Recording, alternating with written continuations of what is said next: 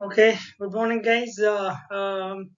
This is the second class which belongs towards the introduction of economics. Under this, we are going to learn about uh, the important economic activities. We start about the important economic activities.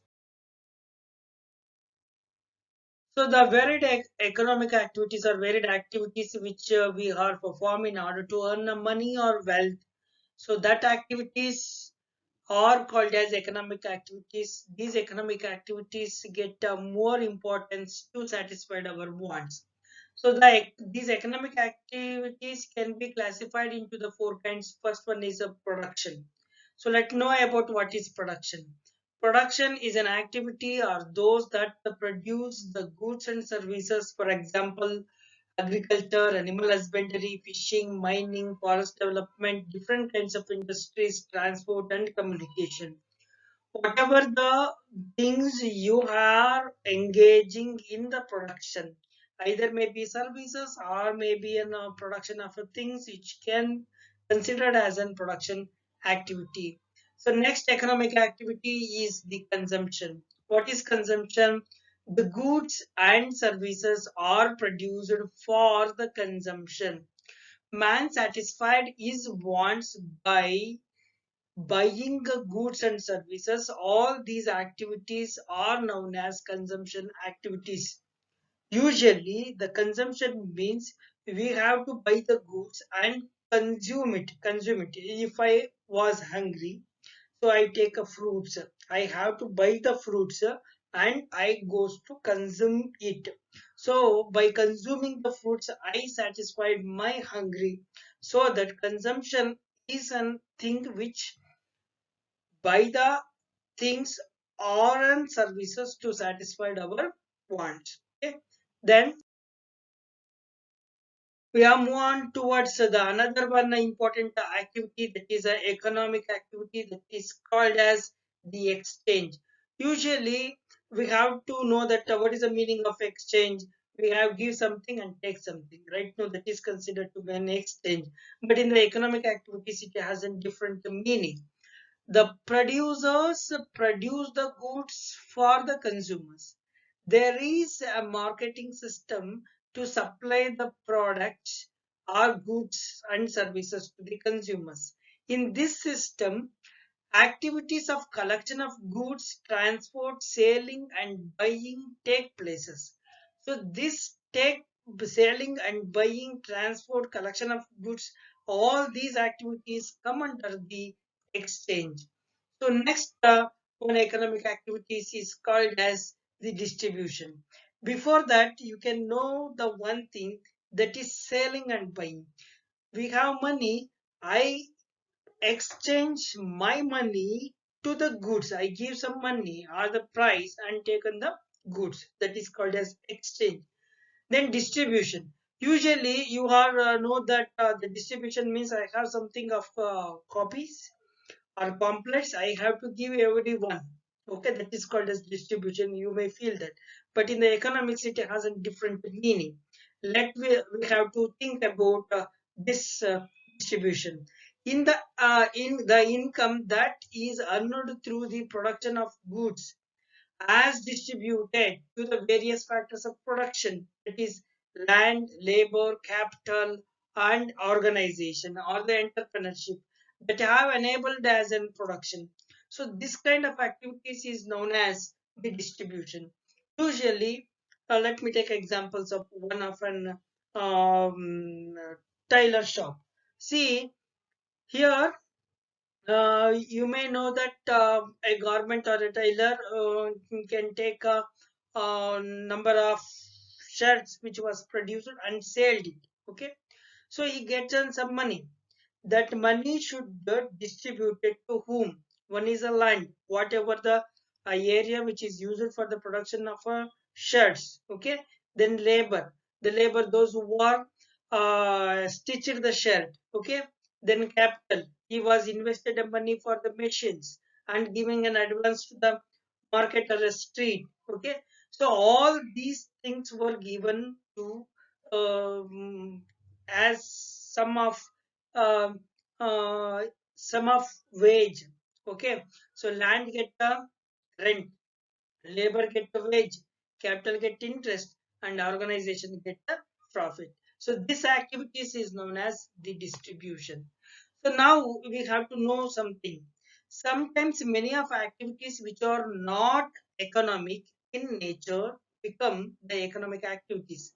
For example, a teacher gives a free tuition at home to the student is not economic activities. When the same teacher charges a fees for the tuitions, it become an economic activities. See, usually we have so many of activities we done in our life. So what is that? Here is one of an example was given. What is it? The teacher do the tuition. Two events are the same. One is free and another one is he charges a fees like a tuition fees. When he taught free, that is not economic activities. When he charged a money or a fees, that is considered as an economic activities. Usually in our life, we are find out the so many economic activities we can done. So that economic activities are important to gain the wealth and utilize to satisfy our demand. So the economic activities are very important. Along with this, we have to done for the sake of service. Most of all, charioted trust people who are give them books, cloth, food, and so many things for the sake of service. For the sake of service. So these activities are not considered as an economic activities.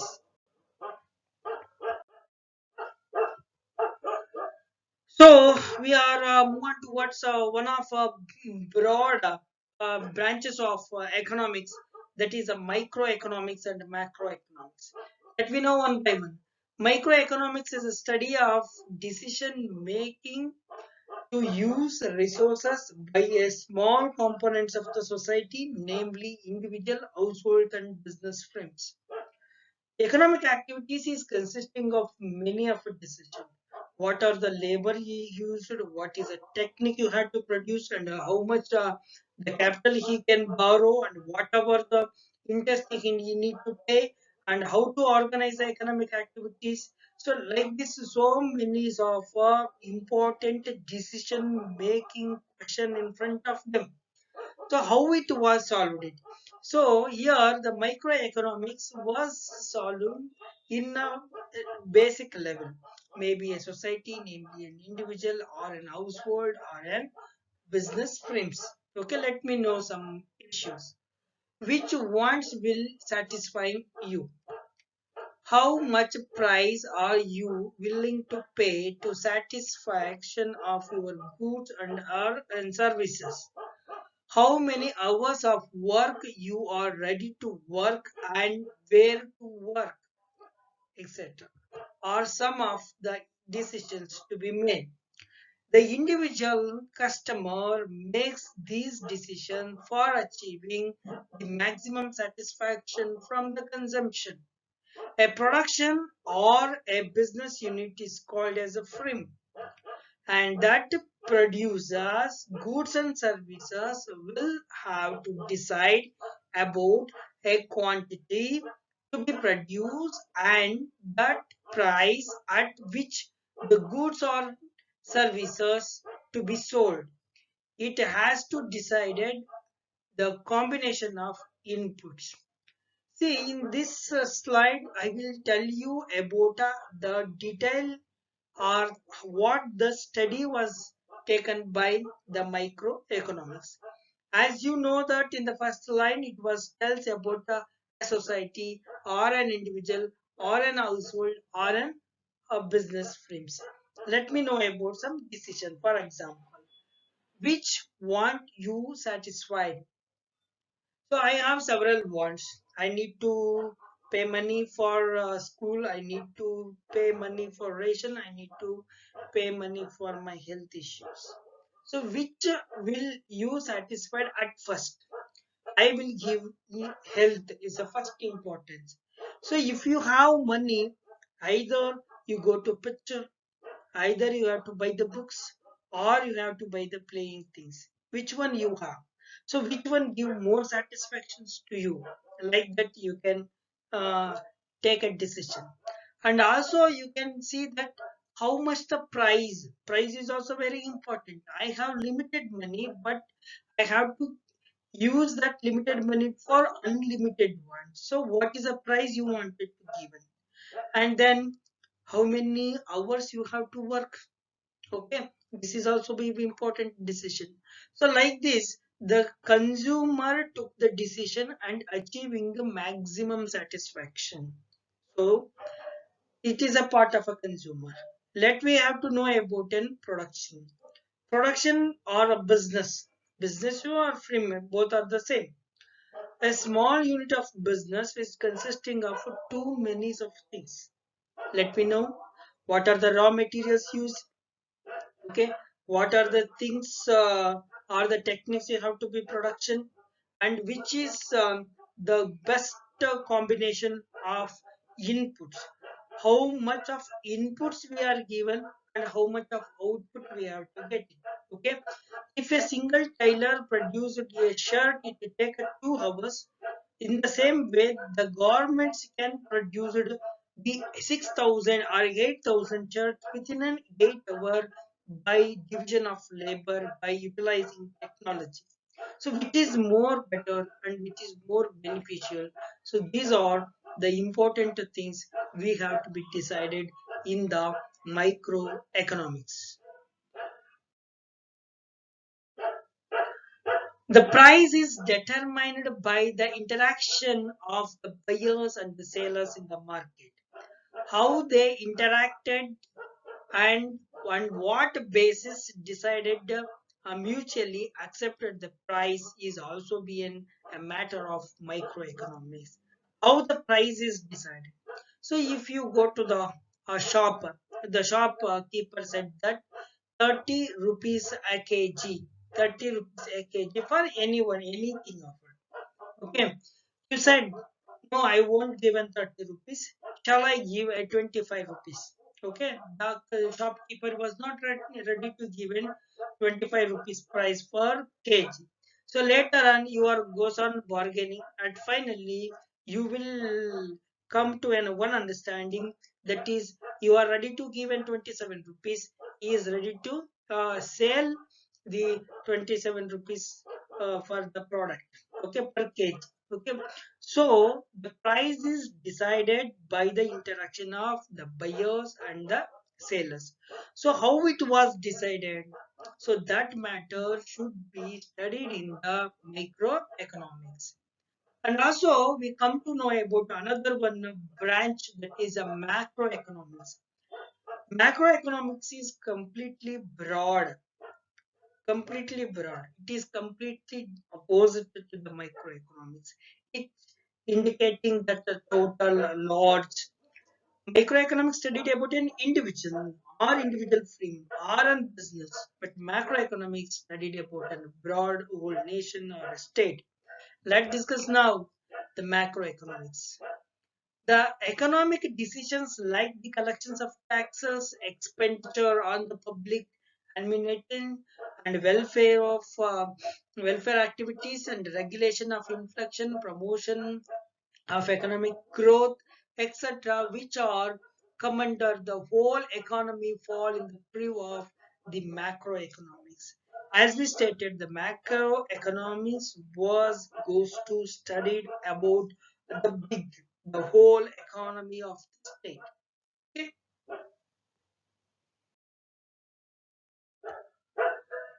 The study of these aggregates such as national income, total consumption, expenditure of a country, etc., come under the macroeconomics, that is inflation or a price rises is another issue by studying by in microeconomics, and inflation or the prices affects the whole economy. So understanding its causes and effect, as well as the controlling it, some are come under the macroeconomics. Usually we have to say what is your income.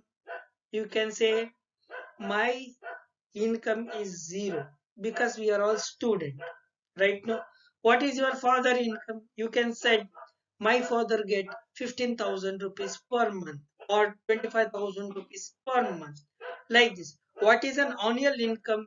You may say that 1,50,000 rupees per annum, like this. You can say what is the country income per annum, so that would calculated by the national income. So what is the consumption expenditure of a country? You can say for your home, but you cannot by the state. So that calculation was done by the macroeconomics. And sometimes the price are very high and sometimes the price will low. So on that time, what are the ill effect on the country? Ill effect on the country. If the prices goes on rising, the middle class peoples will suffer, right now. So in order to be control the price, what are the methods taken by the government? If the price was goes on decreasing, what is the support price was given by the government? Who are the sectors or which are the sectors will be suffered by increasing the price or decreasing the price? What is the value of money right now? So these are the so many of issues are there, that issues will studied by the macroeconomics and find the solution, and it control whole economy of the state. Let you know this the microeconomics. Let me know the difference between the factors influence of an individual economic choice, the decisions individual of firms, decisions of individual consumers, how demand and prices are determined in individual market, decisions of individual household, and labor economics. These are the scope of the microeconomics. Now we came to know about some of the difference between micro and macroeconomics. Microeconomics studied about individual market, the macro studied about the whole economy. Micro will study about the effect of the price of the goods, and it is macroeconomics studied about the inflation, that is general price level. Then individual labor market from the micro, and employment and unemployment, aggregate employment and unemployment of the country. And also you can find out individual consumer behavior in the micro, aggregate demand and supply of the market in the macro, supply of goods and services in the micro, and production capacity of an economy in the macro. So these are the important difference you can find out in the micro and macro economics. Thank you, guys. We are know about the important economic activities and micro and macro economics. We will meet you soon in the next video class, which belongs towards the central problems of economy. Thank you for watching this video.